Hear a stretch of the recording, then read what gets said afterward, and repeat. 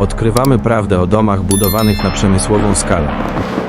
Dom budowany metodą tradycyjną może emitować dwutlenek węgla, chemiczne substancje, wydziela pleśń i grzyby. Ściany nie oddychają, dom z konopi pochłania CO2, ściany oddychają, panuje mikroklimat, brak pleśni i grzybów, jest niepalny, doskonała termoizolacja, płacisz niskie rachunki za prąd. Budując dom z Hempcrete dajesz przykład troskliwego i świadomego rodzica, który może wpłynąć pozytywnie na własne zdrowie i swoich dzieci. To dom pełen pozytywnej energii. Buduj z nami domy z Hempcrete. Czekamy na Was. Praekodom.